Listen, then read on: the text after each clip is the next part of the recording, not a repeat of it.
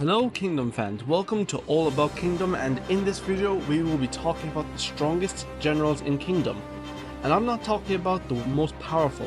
When I say the strongest, I mean the generals with the most physical strength. If I was to do a list on the most powerful, it would be a radically different list. Now I think this list's top generals nobody will be surprised about, but number 5 through 10, I gotta be honest, I struggled in this ranking a lot. I must have changed the rankings and some of the members multiple times, but I think this list will be a fair and unbiased judgment on their strength and physical capabilities. But before I begin, don't forget to smash that like button down below and hit that subscribe button with that notification bell so you can stay up to date on all things Kingdom. And so without any further delay, let's get into it. So starting off at number 10 is our favourite protagonist, Shin. Now, seeing as how it is Shin I'm talking about, I feel as if I don't need to go into too much detail about him and his strength. But as we know, Shin is mainly a glaive user and is capable of taking enemies in all shapes and sizes and coming out on top. Not to mention he has no problem breaking his way through enemy lines even deemed impossible to beat. He is capable of swinging his glaive, taking on multiple foes at once thanks to the speed, power and the fierce ferocity he has built thanks to constant training. Now we come to number 9 on our list, and it is Kansaro of Sika. And yes, we're already getting to the tough choices here. I've heard plenty of people talking about this, and I think in terms of raw power, he is just above Shin. Now in terms of qualities, he isn't too different from Shin. He is primarily a glaive user, he is daring, bold, not afraid of a fight despite the risks, but what I think that makes him stronger than Shin is the fact that he is ruthless from the get-go. Now I'm not saying Shin is ruthless, but Kansaro is better at being ruthless. Looking at how he fights, when he swings his glaive, we can see that he cuts others leanly through every single hit. But when you look at Shin, aside from his one-on-one fights, it only looks like he cuts through the first guy and just blows the others off their horse. Now this could just mean Kansaro is better with the glaive because, as we know, Ouki's glaive is extremely heavy, but it's also of small differences like that which made me put him higher on this list than Shin, because I'm pretty sure it's harder to cut through bone and armor than to knock someone off their horse. And of course, how can we talk about Kansaro while talking the number 8 spot on this list, the Lord of Sika, Shibashou. Now I call him the Stallion of Sika because of his armor. There's a horse on it and he's big and strong like any stallion. But beside that, here's the key things that put Shibashou on this list. Now we know that he's a highly respected leader by his people and is adored by them. And thanks to that, the Sika army is a fierce force, but Shibashou himself, like everyone else on this list, is scary strong. Now thanks to his massive figure and huge glaive, he can easily charge into enemies with his long reach, leaving nothing but spats of blood on the ground as what's left of his enemies.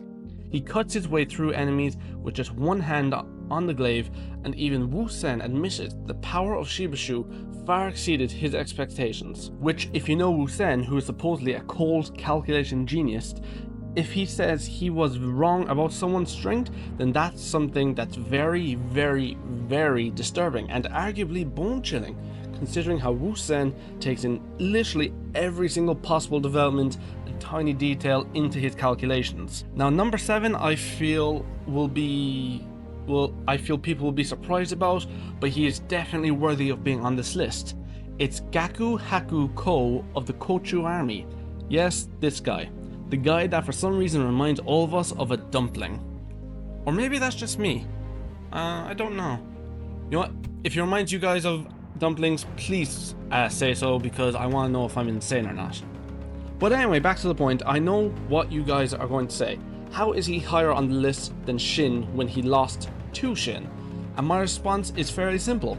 If you go back and read their battle, you can see he completely outmatched Shin in terms of strength, easily going blow for blow with him, and was winning the fight, forcing Shin to abandon his glaive and return to the sword, where he then fought and defeated him in a battle of speed.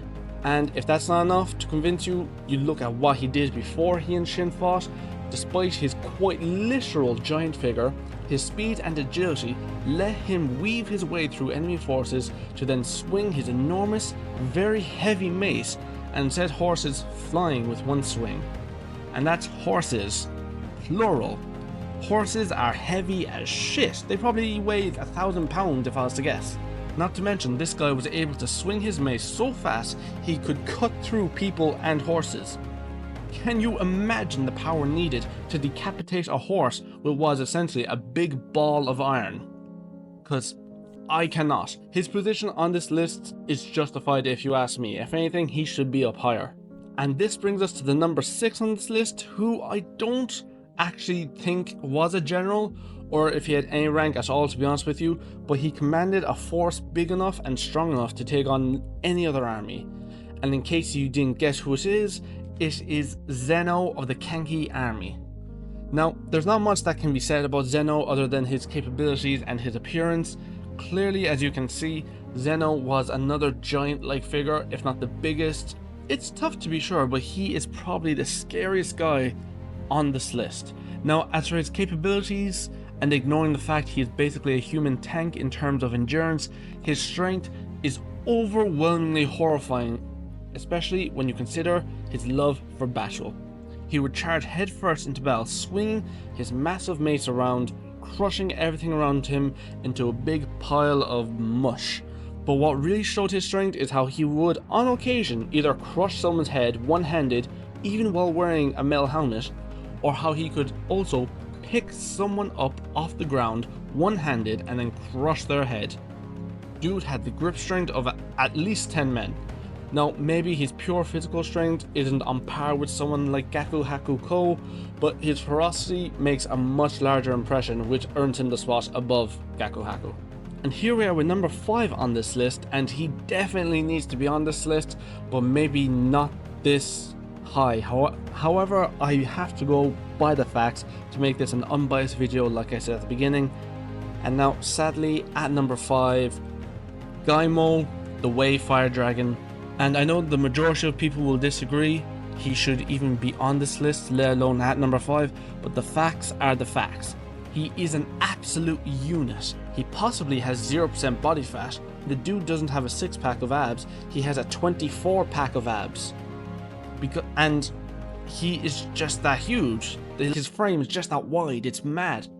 He is more than capable of cutting his way through opponents almost as if he is simply swatting away a fly, and anyone he can't cut through, he can send them flying. He even sent Shin flying away. And I know he went blow for blow with Shin when he was still new to using the glaive, but you have to remember, he didn't take on Shin seriously. He did it for fun. Yes, Shin got some cuts on Gaimou, but Shin was barely able to stop a half-hearted blow from Gaimou, cutting him in half. I mean, if we're being honest. And sure, we haven't seen him do much other than that since, but when you take into account he was able to rise to the ranks of a great general and put into a comparison of the kin 6 greats, even though he wasn't acknowledged by Ouki, he is still extremely strong. And now, here we are with the top ranked generals. Picking these guys was a piece of cake when put into comparison to the ones I have mentioned thus far. So starting off at number 4, we have to put Houken, one of the new great heavens of Zhao. Now of course I can hear all your arguments. Why is he on this list? He lost to Shin. He was never technically a general. He was just a guy that came in and fought when requested by Riboku. But he was still given the title of a great general, so I'm counting him on this list. Now bring it back to when he lost to Shin. I have to remind you, by the time Shin got to him, he was already after fighting Kyokai, who is by no means an easy opponent. She had cut him many times, not to mention stabbed him in the arm and the leg, and maybe somewhere else, I'm not sure, but definitely in the arm and the leg. And that's a massive hindrance to any fighter. And I don't like this argument, but Shin had the incredible burst of rage and adrenaline after seeing what Houken did to Kyokai. It gave him a tremendous boost in stats, same way Moubu got a massive boost after Kanmei nearly killed Mu 10. But anyway, when you look at the facts, Houken was an absolute beast. He trained his whole life to be the strongest, went blow for blow with the likes of Ouki, could take down other skilled warriors like Kyo of the original Kin 6 Greats, Geki Shin of Yon, Duke Hugh, and countless nameless soldiers without breaking a sweat. Not to mention the dude could cut down an entire forest of trees in his training. He could cut down a big, thick trunk tree in a single swing. I know not much can be said about him, but his strength is definitely unquestioned. Which brings us to number 3 on this list, and how can we talk about Houken without talking about the monstrous bird of kin, the goat, Ouki. Now I could go into a full lecture on Ouki. Hell, I could spend 20 minutes just talking about his character design, forget his actual abilities, but he deserves to be in the top 5 at the very least. Maybe not at 3, but in my mind, I feel comfortable putting him at this spot. Now, I don't know what the data books say, but he could easily be at 100 in every single category of whatever the data books rank characters on. Bro has skill, he's got style, and he has monstrous strength. Counting off his feats of pure strength would be one too many, but needless to say, he was very strong. Thanks to his mastery of the glaive, he could slice his way through entire armies without breaking a single sweat. He was so feared for his physical prowess alone, nobody wanted to fight him. When you take his other abilities like his strategic acumen and leadership capabilities into account, you could understand why he is among the most memorable characters in all the manga. And here we come to second place, and this is the one I genuinely could not decide on, so I made a special ruling for the second place slot where I am putting 2 characters into it. And so I'm giving number 2 to Moubu and Kanmei. And yes, I know we've seen so much more of Moubu that proves his strength over Kanmei, but it's because of what we've seen that even proves my point more. You can go back and read the manga and or watch the anime if you want, just to understand my point, but you could go and do it anyway because it's awesome. It's arguably the best arc in the whole series. But anyway, the battle between them didn't come down to who was stronger. It came down to whose weapon was more durable. If anything, you could say that Kanmei was stronger than Moubu because he absolutely dominated Moubu for the majority of that fight. It was only because of Muten's accidental interference that let Moubu deal the final blow. And yes, you can say Moubu would have hit Kanmei before he had time to draw his weapon after his mace broke, but that's just another excuse. You can't argue maybes and if-onlys. Sadly, we cannot say for certain who's definitely the stronger between the two because of the way the battle worked out. But both men were so sure in their strengths that they both claimed to be the strongest in all of China, and I would genuinely believe them if it wasn't for the person in my number 1 slot on this list. But before I do, I have to put some honorable mentions that I could have put in the list. So to make this list, I started off with 19 possible candidates and narrowed it down to 10. And the only 4 I considered for the 10th spot after Shin are Jiaga from Sika, Bananji from Zhao, Aku of the Wusen army, and Rambihaku, the Berserker of Wei. Now I know some people might also argue people like Yoku of Han, but at the same time we can clearly see Shin takes him, and I can't remember the second general of Han's name right now, but he takes on 2 of them and manages to hold out. It's almost as when Aku took on Gyo-un and Bananji in the Zhao invasion arc. Sure, technically Aku and Shin couldn't manage, but he could hold his own against the 2 fierce warriors. So I'm very confident one-on-one Shin could take down. And for the rest of these guys, I didn't put them on the list because while they are all extremely powerful, I either haven't seen enough of them to think they can defeat Shin in a one-on-one, or I have seen enough and I'm convinced Shin could defeat them. If you guys think otherwise, I'd love to hear it. Genuinely, I would. And now for the number 1 slot, it has to go to the only character in the entire manga to ever go face to face with our number 2 spots.